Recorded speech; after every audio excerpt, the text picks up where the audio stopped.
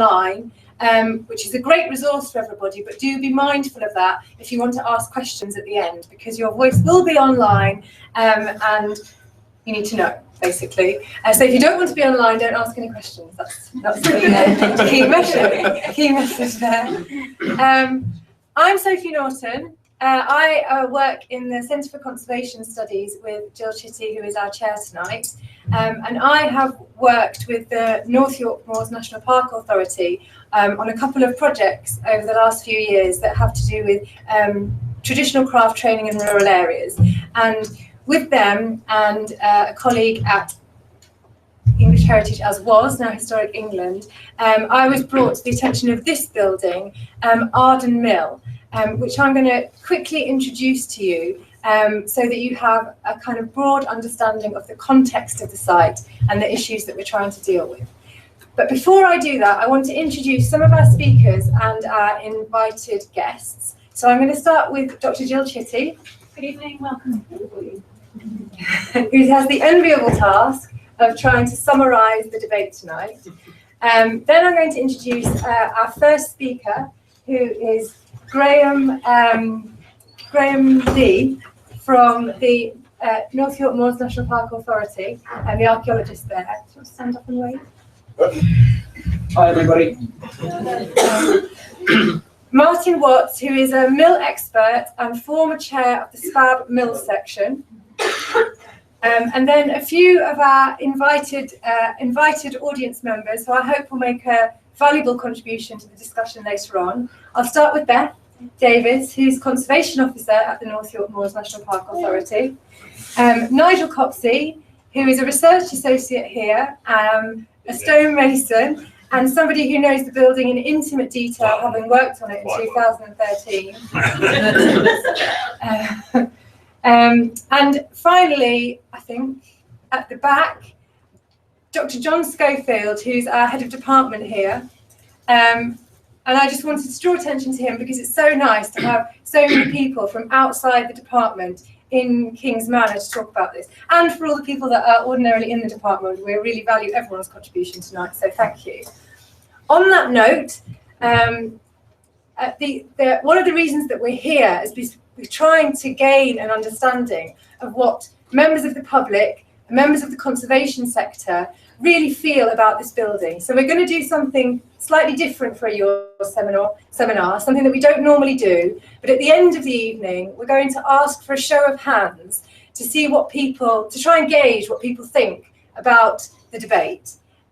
We haven't really got two sides of a stark debate, more an open discussion. But the 3 points that we will ask you to vote on, you can only have one choice, so listen carefully, are conserve the building in context, and its context in situ, conserve the building through relocation, or part of the building through relocation, or that you feel like you need more information. This is a useful discussion to have, and the discussion should continue. So those are the 3 points, and I want you to remember that, because we will revisit that before you're allowed to leave the room. Okay, so I'm going to start now by just introducing very briefly Arden Mill. This is the programme for this evening. You'll have seen that by now and probably already run out of time. So I've started, then we'll have the local authority perspective for 20 minutes, Martin for 20 minutes. Then we've got a good 15-minute session for audience questions, so that anything you want to hear more about, there's a lot of issues here, and we won't be able to present everything to you. So anything you feel you need to know more about, that you have the opportunity to raise. And then Jill's going to give us a close at the end. We'll start leaving the room, and the porters will have us out by 7 o'clock. So that's how it will work. This is Arden Mill. These are the pictures that have been circulated. I've kind of put them in there as a token in case anybody hasn't seen the pictures. But basically, it's a building in a very isolated context in the North York Moors National Park. That's the little red peg just here. Oh, I've got a pointer. The little red peg just there shows how isolated this site is. So this is the only access road into it, really. And the slide beforehand showed how close it is to the owner's house. This is the owner's house here. and this is a very private location. And at the moment, it's not currently open to the public, and unless you were told, then you wouldn't really know it was there. Despite that, there is quite a long history of interest in this building. So it's been written about. They think it was, well, we know it was mentioned after the Reformation in 1536, and it's likely that it was rebuilt in about 1700. And all that mill equipment on the first slide that I showed you, that is thought to survive from the 18th century. And that mill equipment is considered to be a very rare survival nationally. So why is it significant? Well, it's been thought of as significant for a long time. A noted molinologist, that's not a word I say very often, Mitchell Abraham, who photographed and surveyed lots of mills in the north of England in the early 20th century, made a record of this building. Martin, our speaker, has said it's one of a handful of recorded surviving 18th century lantern gearings in England. Is that right? And that we also, English Heritage, as was now Historic England, have also said in the list description that it retains a substantially complete layout with lots of features around it, making its context quite important. So things like the floor surfaces remain, which is unusual. And that is the reason that in 2006 it was listed at Grade 2 star. This is the list description. I've just pulled out some of the interesting terms. So unique survival in the context of a two-stage gearing arrangement, other nationally rare surviving features, and surviving evidence of associated features. And so there's lots of things there that make this building very unique and rare and add to its sort of evidential value in the context in which it sits. So what are the conservation issues? Well, I think that the following speakers will elaborate on this a little bit more.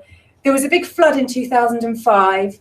The ground floor is now above water level, and as a result of that, some of the really important surviving timbers are subject to decay. I'm not going to go any further than that there. There have been interventions recently, and they have shown that the weight of some of the millstones themselves are actually compromising the structure of the mill, the timber structure, which means that trying to conserve it is much more difficult than might have been thought a few years ago. So the current position, we have a report from 2015, is to evaluate the long-term options for conservation, and that's where we are today. That's what we're here to talk about. Retention in situ, the relocation of the machinery, or the relocation of the entire surviving building. And that, as a person interested in conservation that has read some of the reports, is where I'm going to leave you and hand over to our real expert speakers who can elaborate on those issues and really tell us why it's important to talk about it in this public forum. So Martin, can I hand over to you, please? Not Martin, sorry, Graham.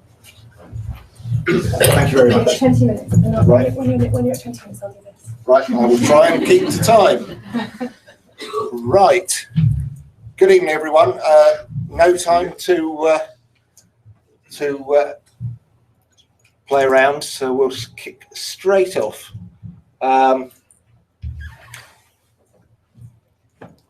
So Arden Mill's really important because it's got a nearly complete set of wooden milling machinery, although there is some partial replacement in iron from the mid-19th century, and it was last worked in 1912. So here's some examples of some of the internal detail. You can see there's evidence of wood rot at the base of some of the timbers, obviously some of the iron replacement parts, evidence of replacement timbers and repairs. So it's a very, very interesting building. This is a picture of the hearse platform from the side with the millstones on top. And finally, a beautiful clasp arm water wheel overshot.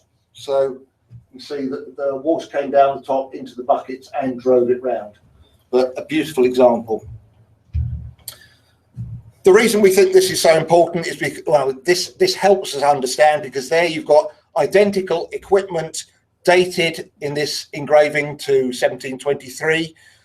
So we think we've got a unique survival nationally for two-stage gearing developed early in the 18th century for milling high-quality fine flour for white bread. Now, in terms of getting a more refined date, some dendro samples were taken earlier this year, but the curve could not be matched.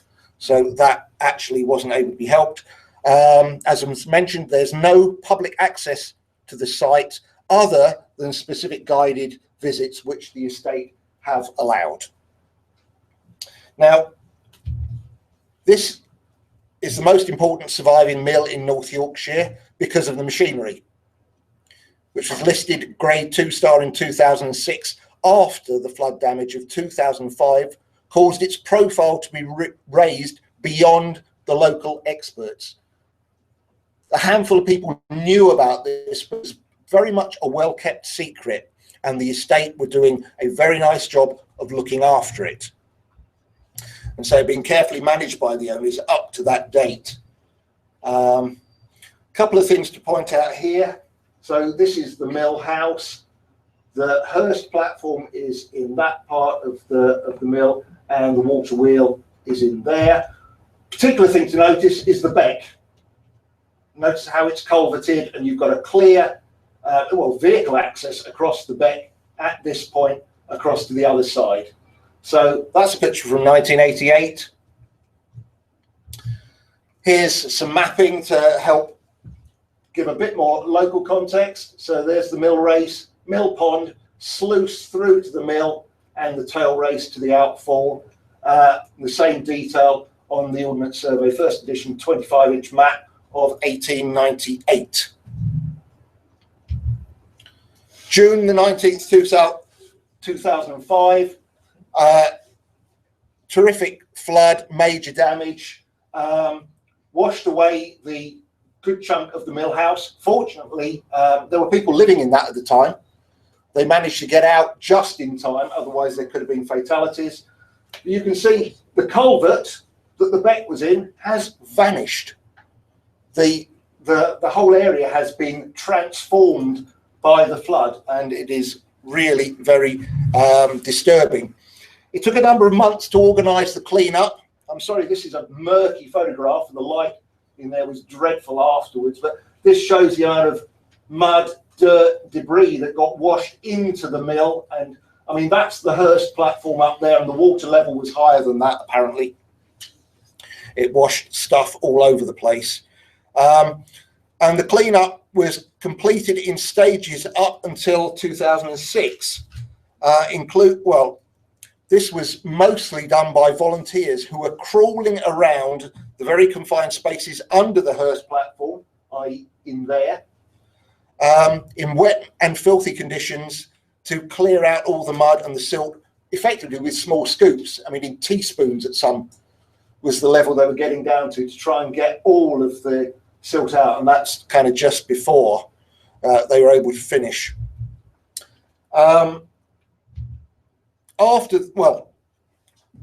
Back in February, you had this operation basically to tidy up the beck and the landscape. You can see that a new end has been built onto the middle house. This was done by the estate on our advice to help conserve the building. You couldn't just leave it open. This is the start of a series of bunds that were built down by the side of the beck to keep the water away in case of future floods. This is the tail race outfall. The beck coming down here. The whole area is devastated. That's the timber launder that used to feed the water onto the top of the water wheel. Somehow it got washed out of the building and down the beck. This pool is the critical point, because you can see with the water at that level, the tail race is actually over the top. There is a stone lid there to the tail race. And to control the level of water in the tail race, you have to dig that out and clear out the beck. And that's a really important point, because that is effectively the drain for the mill site, and you have to control the water at that point to lower the water in the mill building. So issues. Well, that's some of the rock that was brought down the stream by the flood. So that's upstream of the mill. but these are the sorts of boulders that were being tossed around by the flood. So issues. The flood remodeled the local stream course and appears to have affected the hydrology of the mill site, possibly raising the water table and making the site more prone to standing water and damp. That's inside the building in the Hurst pit. Although one of our problems is that we don't have detailed analytical records of hydrology or timber condition prior to the flood events. Now, after the flood, we've got the building substantially conserved on its exterior by the estate to be well ventilated and managed. So this is the new north wall, but you can see that here's the end of the mill pond, the sluice going through. So you've got the mill building built into the hillside. So it's a very damp location anyway. One of the other issues that even after the conservation, we've got a roof light in the building. It is dark and gloomy in there. There's no electric light, and an inspection condition survey, which Martin Watts carried out in February 2012, was effectively carried out by torchlight. And it was only when we actually started repairs in autumn 2013 that a generator was provided on site. Electric lighting suddenly revealed all sorts of detail that had not been easy to view before. Now, after this flood event, there were obvious concerns about the potential impact of wood rot and decay on the wooden machinery, particularly with regard to the main Hurst supports, the drive shaft, and the water wheel. Now, this is one of the Hurst supports. This is in 2013. You can see the tide marks of water up the support and obvious decay at the bottom of the post.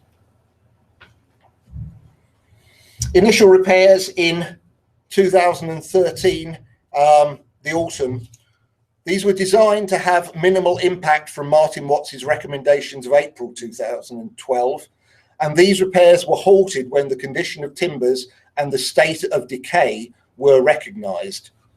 Now, the intention, this is another one of the Hurst supports. This is at the back of the Hurst platform. There's been slumping in this area and very obvious wood rot at the bottom. Now, the intention was just to scarf in a new foot to this post, but in the end it was found that the wood rot extended right the way up here, and this wood was effectively just falling to bits. So the entire new post was installed, and so a very nice job was done. But this was the point when we began to understand the true severity of the problems affecting Arden Mill, and we could no longer kind of think that this was going to be an easy one to sort out. And there were growing concerns that even if funding could be found to carry out what were perceived to be necessary timber repairs, this would result in the loss of original timbers and detailing, and I'll be coming back to this, with the Hurst platform and the milling machinery increasingly surviving only as a modern facsimile. So big problem there. I mean, some of the other examples here, here's one of the kind of the rare lanterns that's starting to disintegrate, probably from the pressure of the millstone on the top. This is the wooden drive shaft, and you've got clear evidence of rot. I mean, basically, that's a tree, but it's starting to decay, and I've got some more information about that to come up. Now, the water wheel, this was pretty sad. 2006, you can see the water level, which is pretty much there on this slide. This is August, after the beck had been dredged out. The water level dropped that amount. But despite all of that, 2014, effectively, that part of the wheel has disintegrated and gone. So a further chunk has been lost. So essential recording. A laser scan survey was carried out by English Heritage as was in November 2012, and this was supplemented by structure from motion photogrammetry to capture further detail in November 2013. And this was carried out by Arc Heritage, and the work was commissioned by us, the National Park Authority. Now, got a few examples from that. So cross section through the mill, you know that this is all kind of straightforward stuff with 3D scans. A static from the model of the machinery, and a plan view of the hearse showing the wall between the hearse and the water wheel pit bowing out noticeably in the middle. Real problem there. This model, the 3D model, still needs further work to ascertain that we've actually captured all the detail that is required. And I suspect there's still probably more detail that we do need to capture, but that's a job for all interested parties really to get together with us in the park and help work that out. But we need to ensure that that tackles all the issues that it should. To help tackle the loading issues, the weight on the hearse platform with decaying timbers, you can see the millstones in situ here. You can see the bowing of the wall. And so my colleagues, Beth and Edward, organised the removal of the upper millstones, and they were removed very carefully in November 2014 to leave it looking like that. And at the same time, the water wheel and the bulging wheel pit wall were both propped, so temporary conservation measures. With regard to the water level and the damp problem, we got in JBA Consulting to carry out a hydrology study in February this year, but the potential for this was limited by the lack of historic comparative data, and that was a problem we knew we were going to have. What you've got here is, this is the outfall from the tail race there. So it's in there, the beck comes down there and turns and flows away and then flows away. You can see how it's all kind of silted up in the interim since it was cleared out last. The engineering solution was to increase the height of the bunding and to build a wall down the centre of the beck. Now, that would be pretty much out of place on a small beck in the middle of the national park. It was also very expensive. You know, it was about 25k. I think that was priced up at. A technical engineering solution, but not one that we feel really would work for there, and it doesn't actually deal with all the issues. We also have, although this is from 2006, this happened again this year. We got the estate to re-dredge out the beck to lower the water and help get the water from the tail race away. So that was satisfactory. Now, probably from our perspective, the key thing that's happened in the current year is the condition assessment of the mill by Demaus Building Diagnostics Limited. And this report stresses, and I quote, that the importance of the machinery and hearse frame is absolute and undisputed. It is the only corn milling machinery of the early 18th century period to survive in the United Kingdom in anything like a complete form, and as such is unique. And going on, he says, due to the undisputed significance of the machinery and hearse frame, the overriding consideration must be that none of the surviving machinery and fabric is replaced or allowed to deteriorate further. So real issues there. Investigation work also included looking at the structural integrity of the timbers, and he provided loss of effective section figures for the wheel shaft. So the principal drive shaft right the way through, that's got a loss of effective section of between 65 and 75%. The outer third is less seriously degraded, but you're still looking at up to 50%. So really serious. The Demaus report also draws attention to the fact that the groundwater is only part of the problem of this site, and that where you've got a building situated in a steep-sided and lush valley, as at Arden, the air outside the building can be close to 100% relative humidity for significant periods of time. If this air then passes through the building, it is incapable of absorbing any more moisture from what is, in effect, an unheated building, and thus the ventilation of the building will potentially have no beneficial effect. And furthermore, if the fabric of the building and or elements within the building are cooler than the outside air, as may often be the case, moisture may condense from the introduced air onto the cooler surfaces within the building, thereby having the opposite effect to that intended by the ventilation.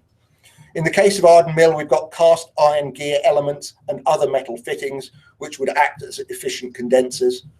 But the timber elements such as the water wheel and the wooden drive shaft would also absorb moisture from the air.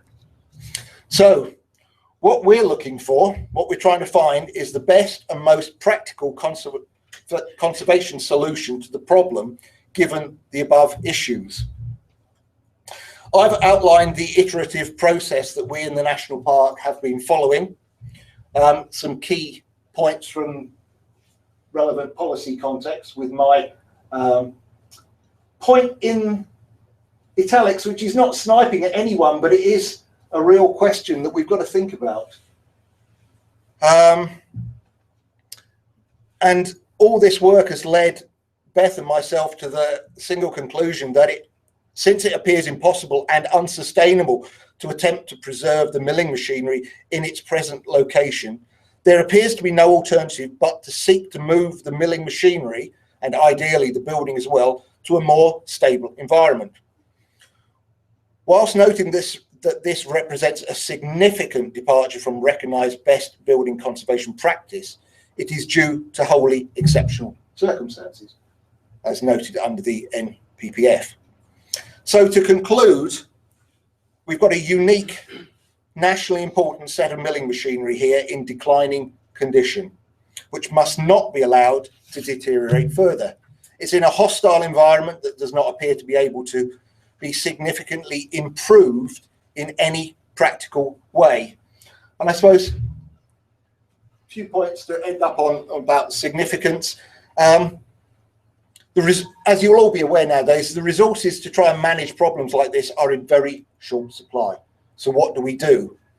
The position of the National Park Authority is also complex. This project is and has to be just one of a competing set of priorities for time, attention and resources at a time when resources are diminishing across the sector. Our future ability to lead on this project in the future is also uncertain, down to uncertainty of our own kind of level of available resources.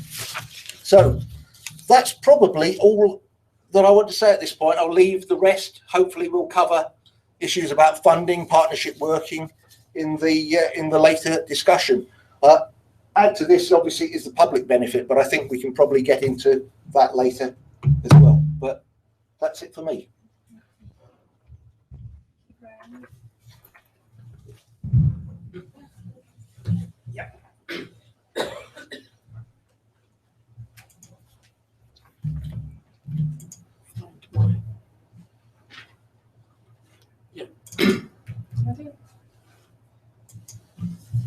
Thank you.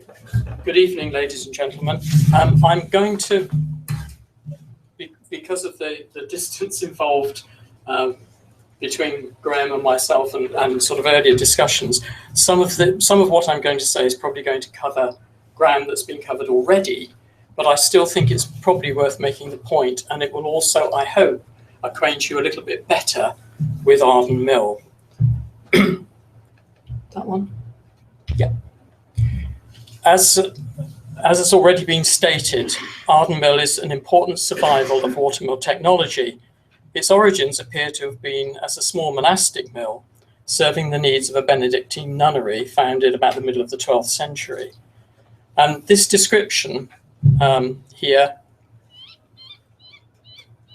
at the top is of a mill at the dissolution of a slightly later Cistercian nunnery foundation at Baysdale on the north side of the North York Moors. But it seems an appropriate place to start. The words in bold being the relevant ones. It's an overshot watermill, and the whole is in decay, so that the said mill goeth not. Arden Mill stopped work just over a century ago, as Graham said, and its importance from a technological view was first noted in the 1920s. Some 50 years ago, David Jones highlighted the significance of the mill in his preliminary account of the development of water-powered corn mills in England and Wales. And he was the first to publish Henry Baton's early 18th century engraving of the watermill at Barpool, Nuneaton, which Graham showed, with which the gearing at Arden has close affinities. Detailed examination of the mill layout by Jones and by other molinologists has confirmed that the heart of the layout is of late medieval form, with a water wheel driving a single pair of millstones through a pair of gears. So this is the original core of the mill.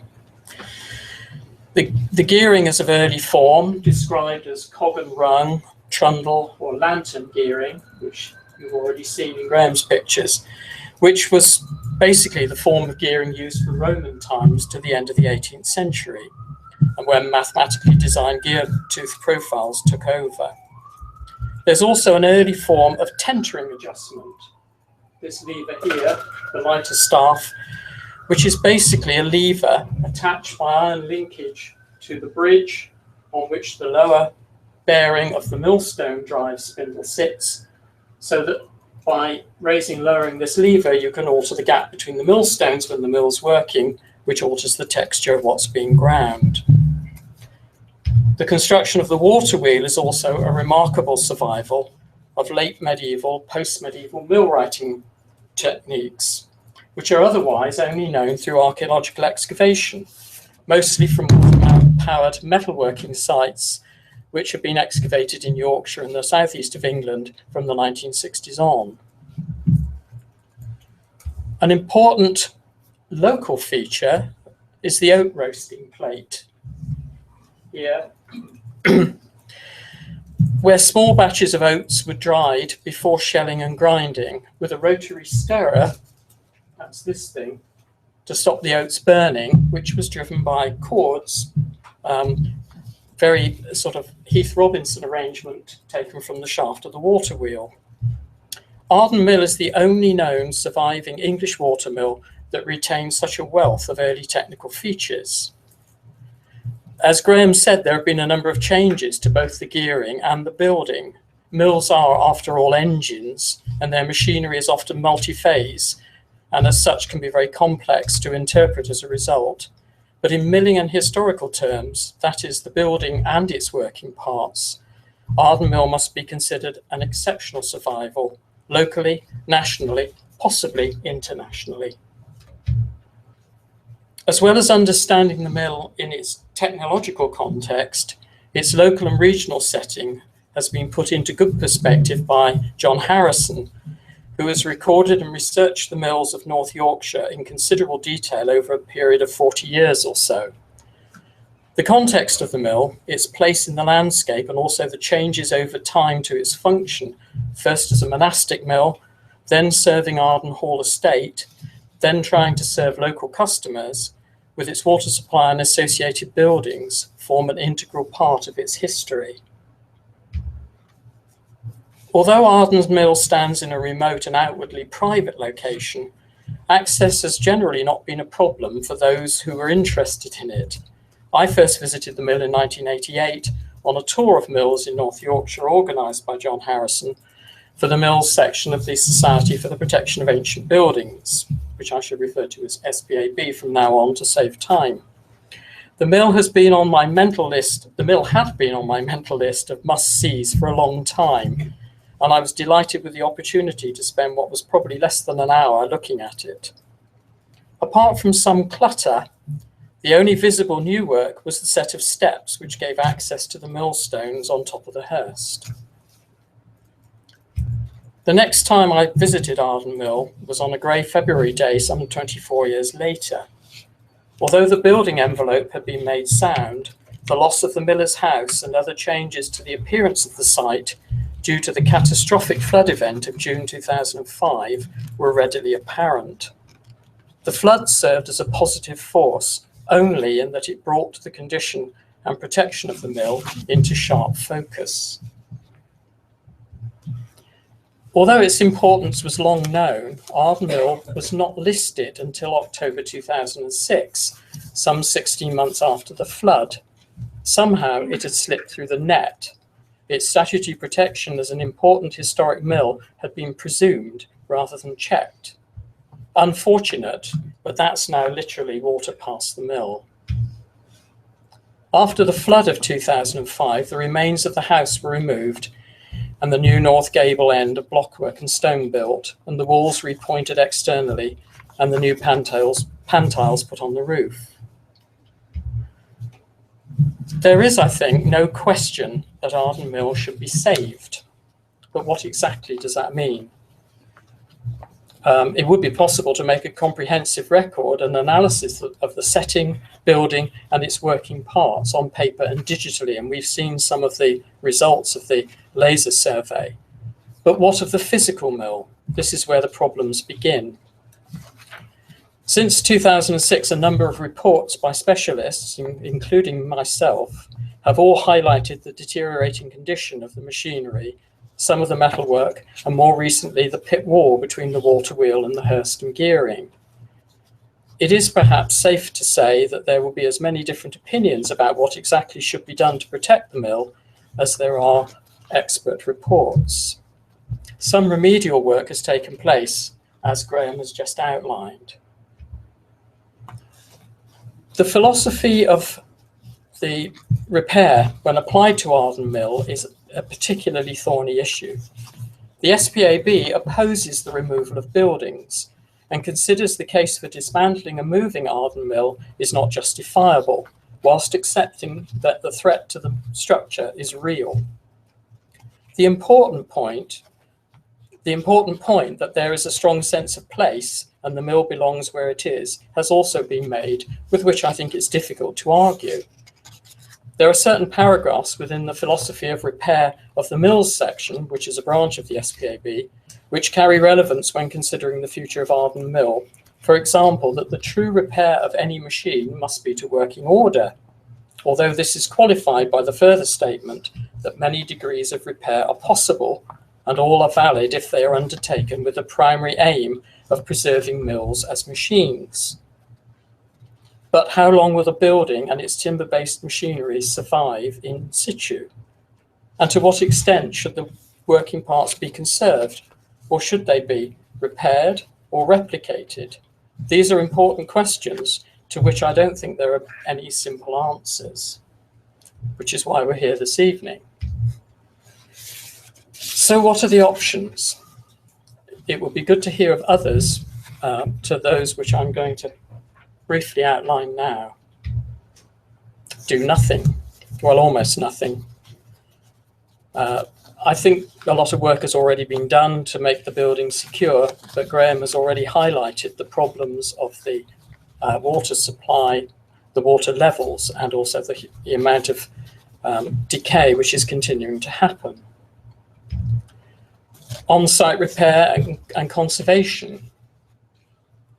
This is undoubtedly the best option, but what of access and where will the finance come from? What should be the level of repair? What should be replaced? What conserved? How will it be possible in an isolated situation where the building and its working parts will continue to be at risk from future floods and the deterioration of original fabric? Could there be a beneficial use of the site for the owners? I think we still need to know much more about their stance in all of this. And finally, as Graham has said, to move the mill in whole or part to a site where it can be conserved and displayed. The issue of moving mills in whole or part is controversial and emotive. Historically, mills were moved, in particular windmills, for various reasons. If removal and rebuilding Arden Mill elsewhere is to be seriously considered, the major questions are where would be a suitable place and how would such a project be financed? There needs to be total agreement and a firm commitment that rebuilding will happen, for if it cannot take place for a couple of years, the mill remains at risk, and the timber elements in particular will continue to deteriorate. It would be tragic to lose the mill whilst waiting for a decision to be made, or even between dismantling and reconstruction, which has happened elsewhere. A small number of mills has been dismantled and re-erected on new sites, for example, these from 3 open-air museums. In all these instances, the mills that have been moved have been rebuilt to working milling order, with consequential loss of historic fabric and other compromises which need to be made to enable visitors to experience working machinery. This cannot happen with Arden Mill, it's too precious. My experience of moving and re-erecting mills is somewhat tarnished by the results of this particular case, or the result of this particular case. In the early 1980s, I was involved with casework on behalf of the SPAB Mills section concerning Low Beck Mill, a small water mill at Norton, just in the old East Riding, which was of comparable size to Arden Mill, but with iron machinery. It was hit by a lorry delivering to the trout farm, which occupied the former mill pond upstream, and the owner couldn't afford to repair it and applied to demolish it. John Harrison and I spent some time recording the mill, and after a local inquiry some 6 months later, consent was given for demolition on the understanding that it, or at least the machinery, would be re-erected at the Rydale Folk Museum. I don't know the subsequent ins and outs of this case, but the rebuilding of Low Beck Mill has never happened, and I suggest it never will. Sadly, there are parts of other mills lying neglected in museums elsewhere in the country. So any proposal to move, conserve and re-erect Arden Mill in whole or in part must be fully worked out, agreed by all parties, and above all adequately financed. I've referred to removal in whole or in part.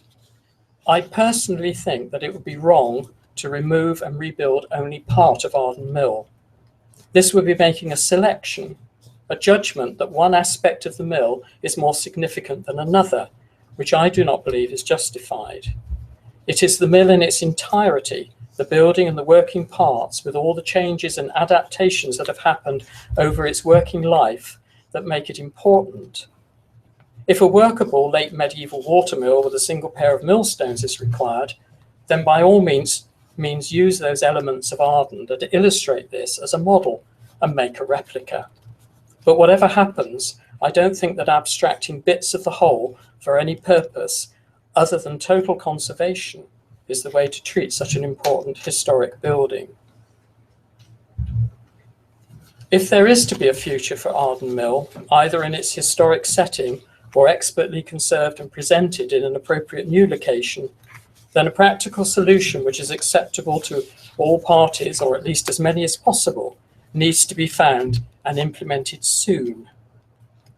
I certainly will be interested to hear the views of you as the audience here, and would just say that an exceptional mill such as Arden probably needs an exceptional solution. Thank you.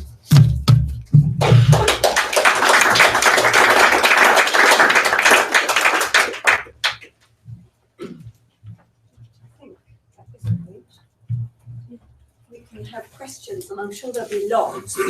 Well, certainly a lot in my mind. We're going to bring our speakers. Yes, shall we do that? Yes. That was great. Thank you very much. Thank you very much. Great.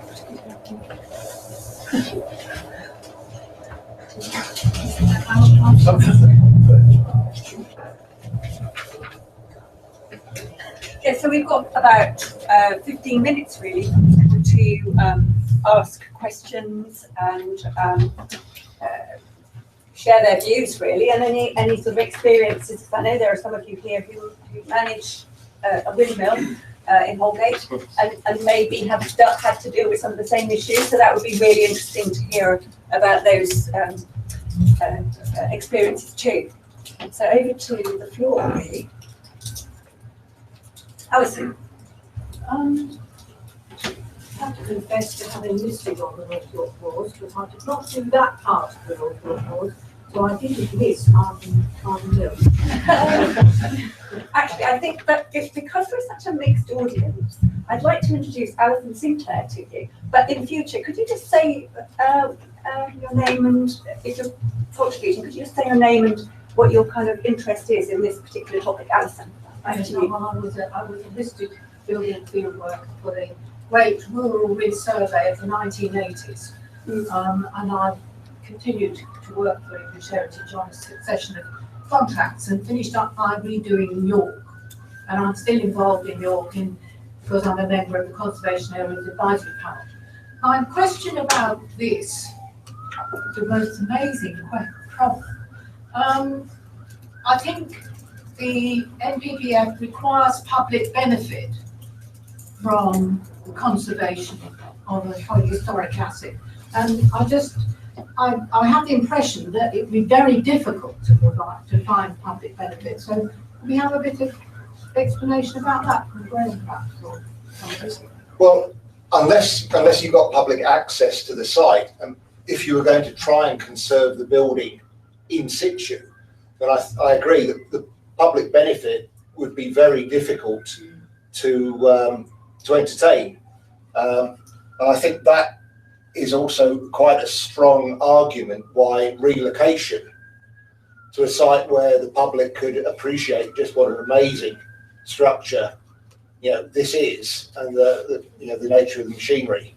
I think that's a significant argument in favour of relocation.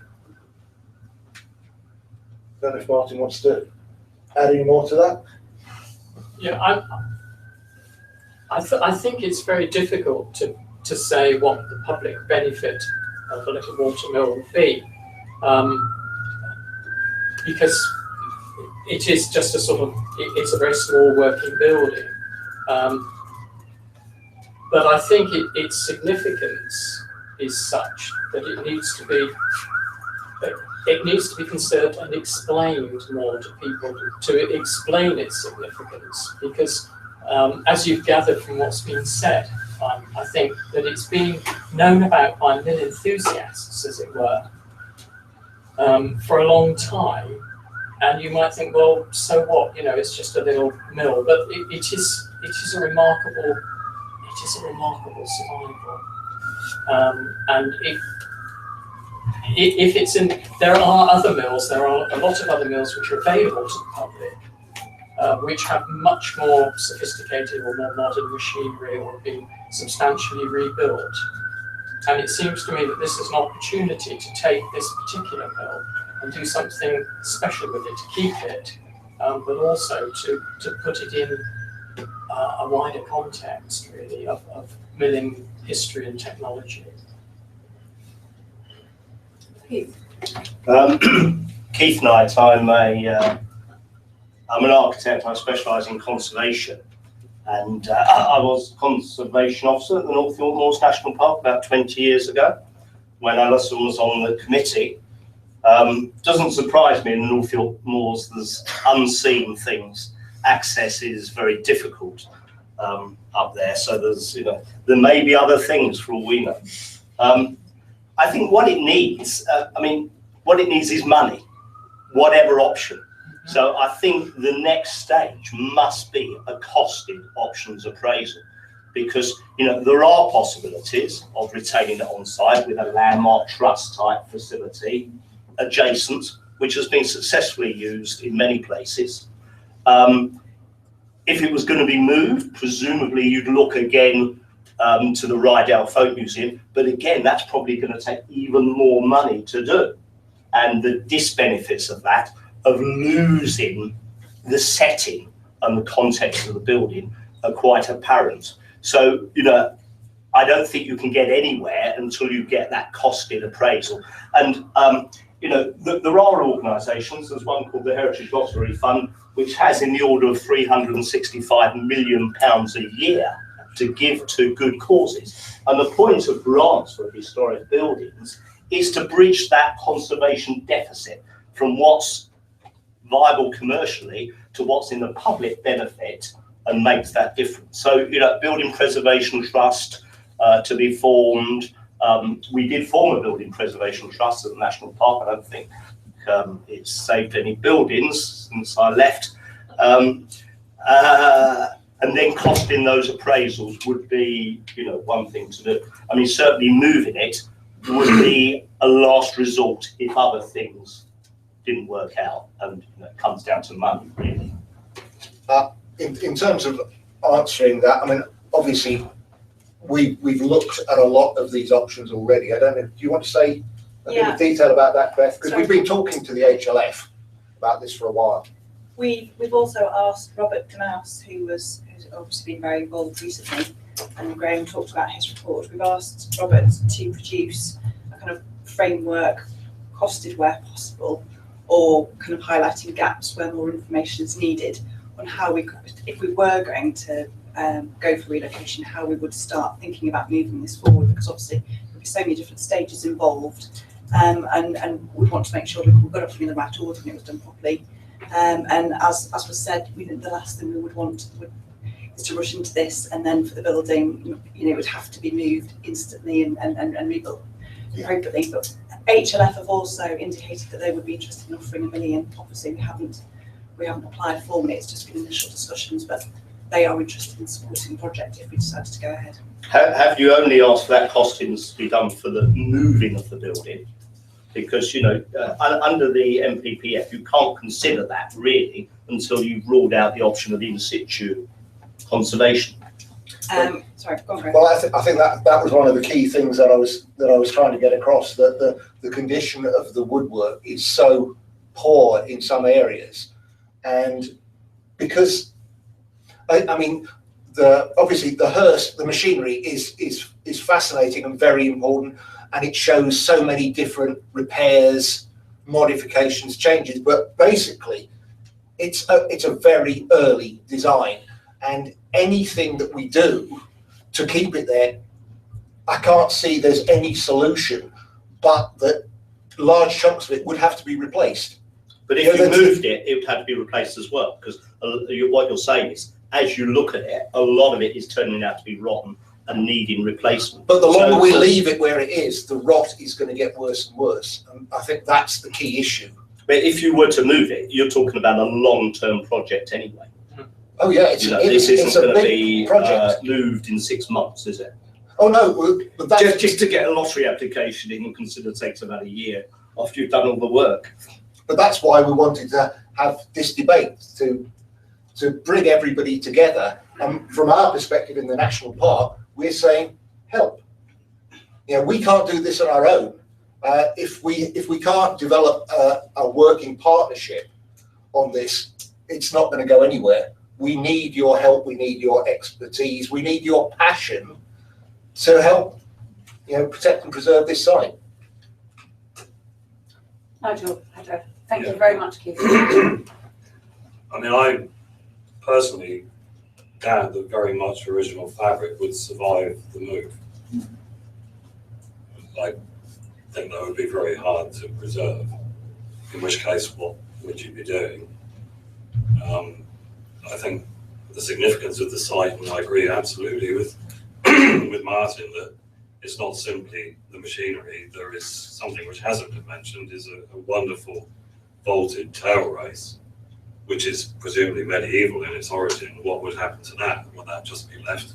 So the whole thing would have to be moved, and in that circumstance, it would have to be an absolute exemplar of best practice in recording, and the whole ambience of that building. The floors are magnificent cobbled floors. So that would all have to happen, but even if that happened, I personally doubt that very much of the original fabric of the mill machine would survive, in which case, why? I mean, but the money, surely, given its significance, has been so stressed, and its absolute significance in the last few years, up to £400,000 has been found to create in situ facsimiles of Grade 1 listed monuments at Castle Howard, at Duncan Park, and that too gives me no confidence that some of the people involved would not prefer a facsimile. It seems that there's a trend at the moment regionally that we're treating authenticity as design rather than fabric, and that's all that seems to matter, because work is being done by the people you would hope would not be doing that, using the wrong stone to repair Grade 1 listed monuments, sandblasting the fabric of Grade 1 listed monuments. Contrary to the advice and the guidance of precisely the organisations that are paying for that to be done. So I have a lot more, I have a great deal of faith in your best intentions for this building. But unless all of the people involved were absolutely committed to an exemplary move of that structure, which included all of that structure, then I would rather see it stay there and be what it is. Well, I think that be that no longer. I think that's the point that Beth and I have got to. I mean, we need to be working together with everyone. We need a consensus on this, and if we were going to attempt it, it would have to be the best. Absolutely the best. Yeah. And it's, can I just confirm on that? I think what it has to come down is a value judgment of whether you accept you're going to lose it and it will be lost if it's left, or you try and move it as quickly as you can in the best way that you can, and accept that something will be lost in, something's bound to be lost in transition, but that you at least try and retain something of it. And if you go there, the photographs on the slides are very good, but it's when you're actually within that structure and you can see the fabric, it's such an inspiring place. It's a magical place. And so far, it's only the academic elite that have been able to have access to that. And yes, there are ways that you can have heritage open days, but it's very, very limited. And even digital access, it's not the same. And one of the reasons that Robert is so keen, we don't carry out repairs in any further repairs on site and replacement of fabric, is because the site is pinhole, a nail, fixture, all of these things that help with the interpretation of how the mill actually originally worked and how it evolved and how it was adapted. And there's a massive challenge there in terms of making sure that as much of that as possible is kept in location. But if it's just left to rot, or we try and repair it in situ, that will just gradually all disappear, isn't it? So it's a balance of which you give weight to. It's a huge dilemma, I recognise that. Right, there's quite a few hands up. So there's somebody next to Nigel, and then there's someone at the back. I'm Rod Mill, which is, I suppose, the only person here who's got a surname Mill. It's quite appropriate.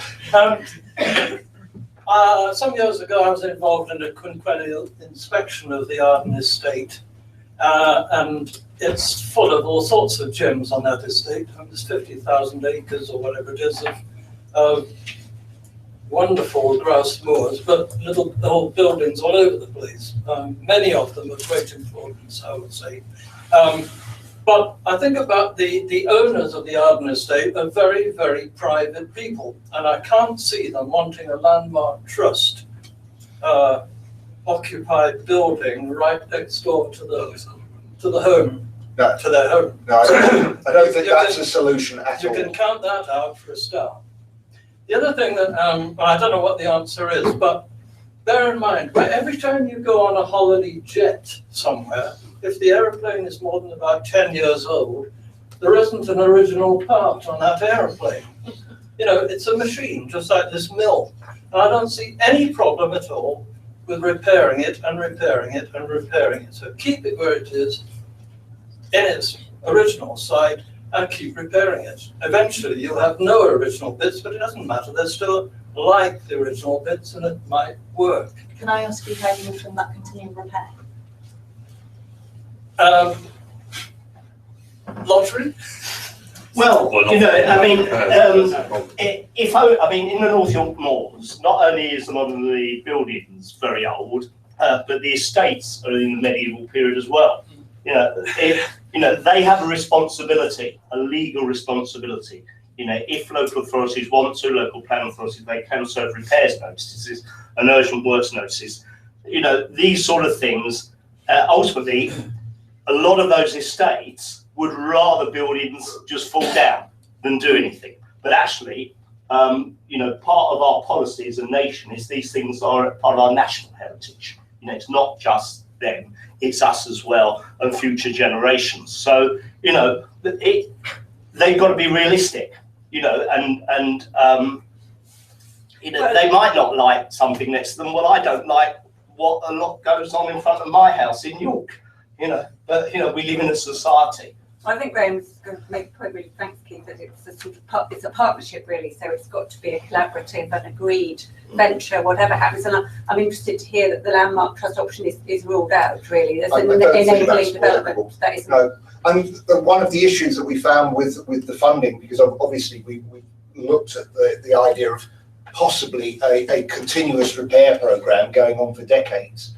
and we can't see where the funding for that could come from. The one thing that the translocation kind of solution with funding from the HLF, I mean, they have said that they are interested, subject to the right application, on being involved in a one-off solution. Now, we've said this has got to be the best solution kind of ever, but if it was going to happen, there may well just be funding for that. The one thing we're pretty certain of is there wouldn't be funding for ongoing year-on-year repairs, and that's something which has obviously been troubling us for, you know, well, the last decade. And the Heritage Lottery Fund would also want to see a clear public benefit from Absolutely, that yes. investment too, which is another issue. And Keith's right that we could serve, you know, that we do have powers, but the work that the estate has already carried out in terms of kind of building that gable wall, re-roofing it, maybe not brilliantly, but they're making it waterproof. They're the only kind of works we could require them to do. We couldn't require them to be carrying out kind of timber repairs and ongoing maintenance for an urgent works notice. Particularly for a machine that is not working. Functioning, Yeah. that has no There system. was a question at the back, yeah. Yeah, Emma Woodlands, Building Conservation Officer at Rydale, joining National Park. 2 points really. One, I wouldn't have such a narrow definition, a narrow interpretation of public benefit in terms of public accessibility, whatever. I would, and in the NPPF terms, you only need to have public benefit where harm is identified. Public benefit might just be the fact that the mill exists. That, you know, that's public benefit. It doesn't have to be explicitly public benefit in my interpretation of the NPPF. Point two, it seems that the work, there might be two significances here. One is the context, and the other is the mill as a machine. Might a strategy be leave the mill as it is and do an amazing facsimile reproduction of the working machine somewhere like Rydale Folk Museum or something like that? So you have the contextual appreciation and slow decay and authenticity and all those things. You don't need to fund ongoing repairs, just appreciate that it might just slowly or quickly decay. And then you have the mill as a machine, authentic, reproduced facsimile, somewhere where there is public accessibility. I think that raises a very interesting question about what's authentic about this actually. Is it the stuff that it's made of, or is it that it is an actual example of wooden, 18th century wooden mill machinery that doesn't exist anywhere else? So it, in a sense, it's the kind of technological authenticity of it that you're talking about as much as the timber material that it's built of. And that's a very interesting kind of dilemma that's increasingly coming up in conservation too, that the kind of dialectic between the authenticity of the thing itself and the authenticity of what it represents in terms of knowledge or understanding or feelings or association. It would be also very interesting to know whether the HLF were interested in funding something like that, whereas at the moment tick box, it's a building at risk. Yes, we can, you know, we can find a solution that ticks boxes. This would still potentially resolve that, but it would be interesting whether they would accept that as a way of addressing that situation. You'd have to go on bigging up the significance being the machinery, wouldn't you? If the HLF were at all interested, you'd have to have a massive statement of significance saying there's loads of different significances here. This is a really important factor, maybe. Martin? Yeah, I mean, Tony? related to that, I'd quite like to know a little bit more about the original medieval traces of the precursors to the 18th century stuff. I mean, I noticed that the roof has been lifted at some point. Is that part of the 18th century work? And is there much of that medieval period that actually might, on archaeological investigation, become significant in itself or not? I think that would help actually fill it out, exactly what you were saying about whether it's the whole thing in its context, or whether actually the machinery is more significant than the rest. No, it's quite clear that if we were going to attempt to move the mill and the building, there would be a major archaeological program, because once we've taken up, the floors and started looking at the foundations, we have no idea what we're going to find, but we suspect it's going to be very interesting. So there's going to be something under there. Yeah. I mean, if you were thinking of moving it, you would be thinking of moving the whole building, including the sort of linings of the mill race and those kind of things. I mean, where do you draw the boundaries if you start moving? From experience of excavations of mill sites, there is often very little left from the medieval period. If dismantling and excavating the site of Arden proved me wrong, I'd be delighted. But the usual situation is the mill sites were regularly cleared, almost completely back to the building platform, and the mills rebuilt. It's indeed, as has been pointed out, about the tail race tunnel of the arch tunnel and the masonry at lower levels may well have medieval origins. I don't think that in a way the mill has ever been looked at. It's been looked at by mill people, recorded by mill people a lot of the time, who would be more attuned to looking at 18th century machinery and 19th century machinery than looking for medieval remains. So I think there is still information to be got from the building to increase our understanding of it. But I would be very surprised if there was anything significant on the site if the building was taken away, except for the watercourses. I suppose whatever we did with the project, if it happened, would have to have a proviso that if there was something there, it would have to be properly recorded. I think that's the important thing. Absolutely. Yes. Yeah. Toby, I think yeah, I noticed on your presentation you looked at one possible outcome or option as a holiday let.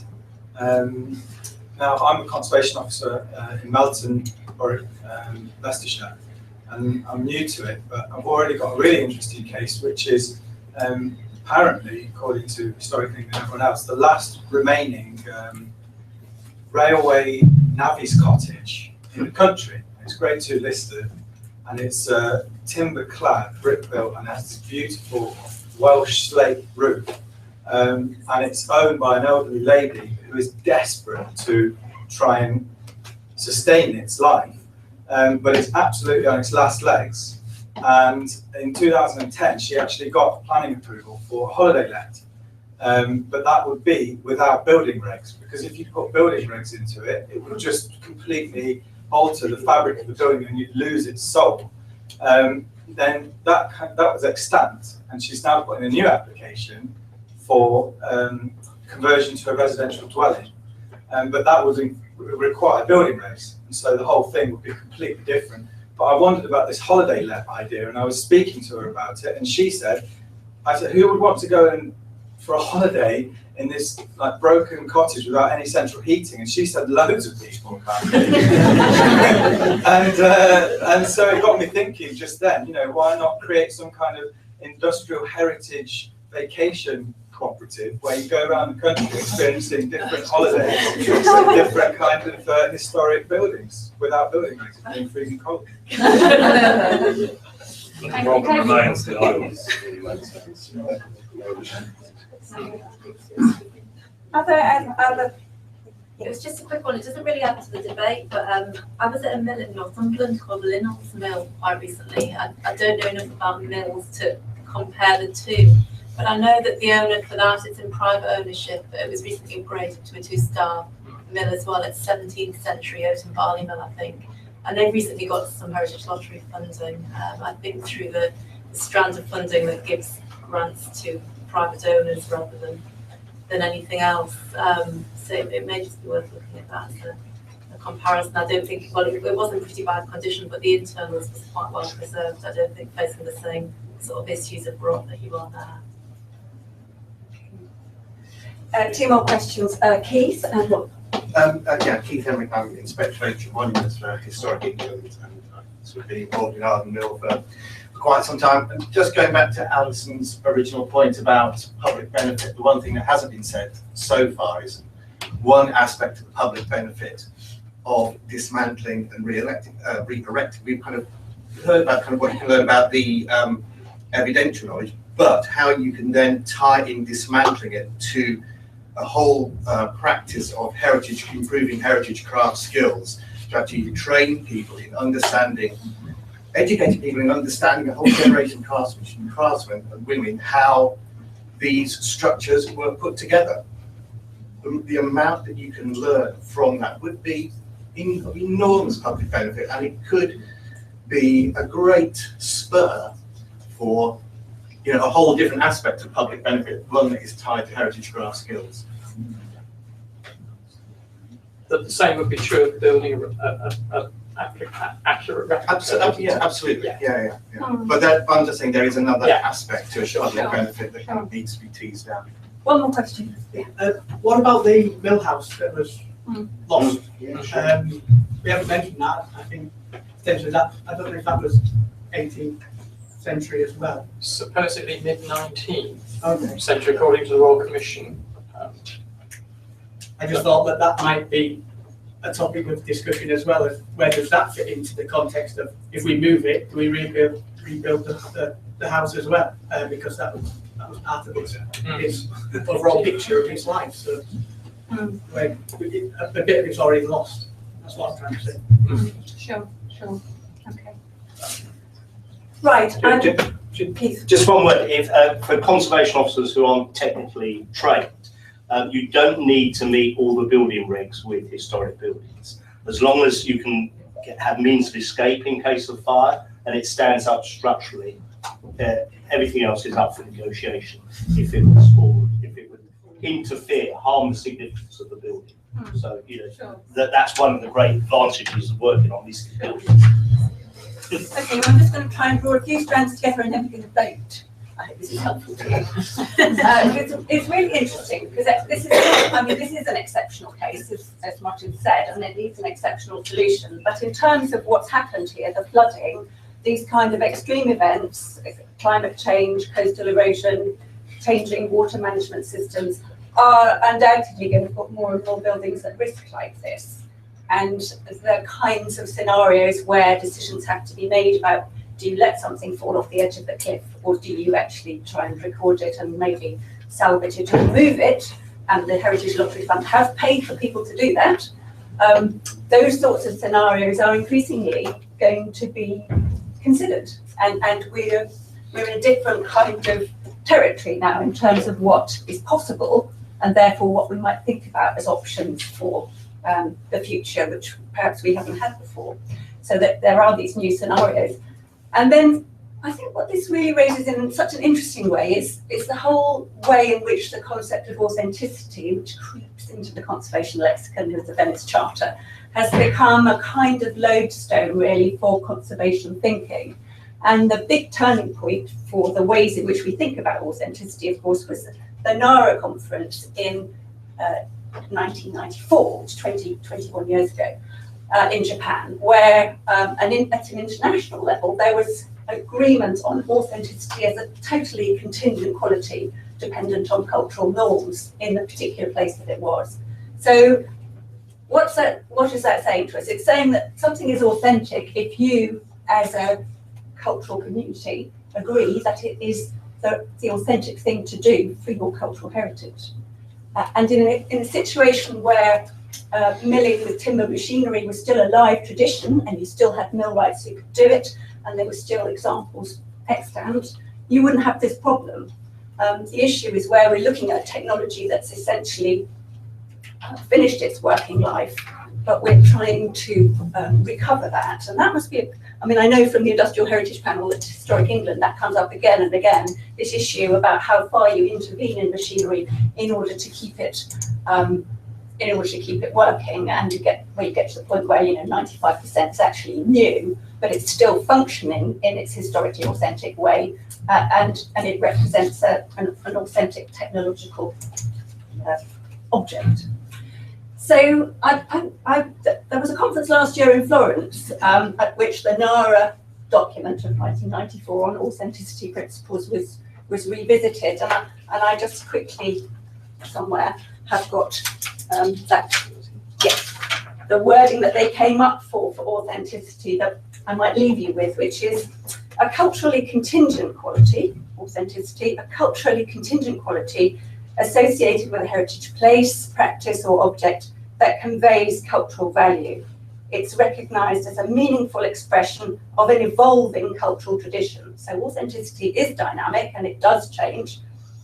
So an evolving cultural tradition and/or evokes among individuals the social and emotional resonance of group identity. Now that's quite difficult, isn't it? Evokes among individuals the social and emotional resonance of group identity, and that's to do with authenticity around cultural practices, perhaps, that might still be very relevant to a community. And of course, one of the issues here is that Arden Mill doesn't have a local community as such. So that kind of community sense of its value doesn't really play into this in the way that we might look for with other cultural sites and places. The cultural community here seems to be the heritage community, actually. It's us. It's us in this room. So at that point, I'd like to, and that's very much in the spirit of the Faro Convention, really, that there is a heritage community for each heritage place. And in this case, it is a body of people who have a very strong interest, either personal or professional or technical, in the future of this building. So I think we have to have our vote. And Sophie gave 3 options, which are, I get this right, we can keep this. How we keep it is another matter. We can keep this place, find a way to keep it. It might be gradually decaying, but we'll find a way to slow that down. We can relocate the machinery from the building, carefully disassemble it and repair it, and essentially turn it into a curated artifact out of its original place. Or our third option is to relocate the whole assemblage, that is to dismantle the entire group of buildings and to re-erect them in a museum context. And I'm really sorry Richard Harris from the Wheels and Downer Museum couldn't be here tonight because he would have had something to say about that. But anyway, hopefully Richard will be listening to this live. Hello, Richard. So retention, relocate, carefully remove. They're different, a different 3 than we were given at the start. I said relocation, retention, or we need more information. We need to continue the debate. Okay, right. That was the conclusion of the Mouse report, which was on the slide. So tell us again. So it was conservation in situ. We preserve it, conserve it where it is. We accept there is decay. We try to slow it down, but we accept that it is inevitable. We move it in all or part, like Martin set out, or we continue this debate. We need more information, but we have to bear in mind with that one that time is running out. Yeah. So time is in short supply. Okay, I need another counter so they'd sit down. Okay, so like close. Okay, right. Who is in favour of finding a way and supporting the national park and the estate to find a way to keep this amazing survival from the 18th century in situ? Okay.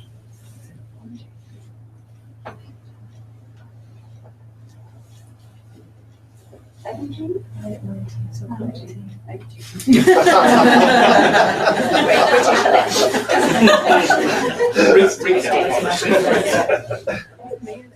is in favour of moving the mill to a place where it can be interpreted and will be safe? Oh. I think we have to vote for this bit. Oh, are we voting?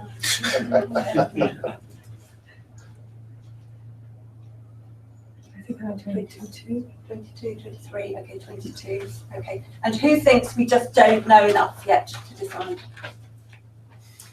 Are we allowed to vote for that as I was well? going to say, can we vote? No, you can't vote for two. So 5 maybe, okay. Well, by a narrow margin, this group in this room think that moving this building, with all that we might discover about it in the process, and with all the possibilities of using the process for craft training, as Peter suggested, for reinvigorating milling, timber technology and timber craftsmanship, all of those possibilities, and public access above all, I suspect. Am I fair to say that? Is it the public access that sways you with that moving it? Mm-hmm. Those of you who voted for moving? Maybe it's the sum of parts. Yes. Okay, well, thank you. That has been really useful, and it shows just how difficult a decision it is, because we were so close, really, on where we go. And finally, thank you very much to our speakers, to Sophie for organising tonight.